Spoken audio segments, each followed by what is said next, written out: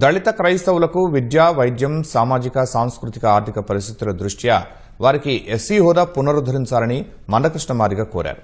దళిత క్రైస్తవులకు ఎస్సీ హోదా కల్పించే అంశంపై కేంద్రం నియమించిన జస్టిస్ కేజీ బాలకృష్ణన్ కమిటీని కలిసిన మందకృష్ణ తాను రూపొందించిన నివేదికను సమర్పించారు. 1950 రాష్ట్రపతి ఉత్తర్వులు, సామాజిక వివక్షత, రాజ్యాంగ స్ఫూర్తికి విరుద్ధంగా ఉన్న ఇతర అంశాలను కమిటీకి వివరించానని తెలిపారు.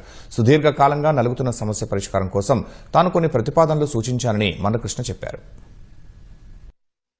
మొదటి సూచన ఆర్డర్ రాజ్యాంగ విరుద్ధం రద్దన చేయండి. రెండో సూచన సిక్కులకు, బౌద్ధులకు వర్తింపజేసినట్టుగానే 56, 90లో వర్తింపజేసినట్టుగానే ఇప్పుడు క్రైస్తవులకు వర్తింపజేయండి. లేదు అంటే ఎస్సీ హోదా ఇవ్వండి.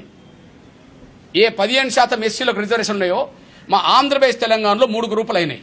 ఇప్పుడు అందులోకి తీసుకురాబాకండి, 15% తీసుకురాబాకండి. కానీ బీసీసీ కిందనే 1% ఇస్తుండ్రు కదా. 2 తెలుగు రాష్ట్రాల్లో దళిత క్రైస్తవులకు బీసీసీ కింద 1% ఇస్తుండ్రు కదా.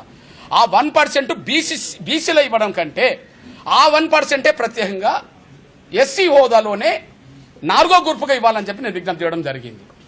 1955లో ఏదైతే కాలేకర్ కమిషన్ వేశారో, కాలేకర్ కమిషన్ నుంచి కూడా 2006లో వేసిన, 7లో వేసిన రంగనాథ్ మిశ్రా కమిషన్ వరకు అన్ని రిపోర్ట్లు, 15 రిపోర్ట్లు, నివేదికలు, కమిషన్ నివేదికలు దళిత క్రైస్తవులను ఎస్సీలకు గుర్తించాల్సిందే, వివక్ష కొనసాగుతుందని అన్ని నివేదికలు చెప్పడం జరిగింది.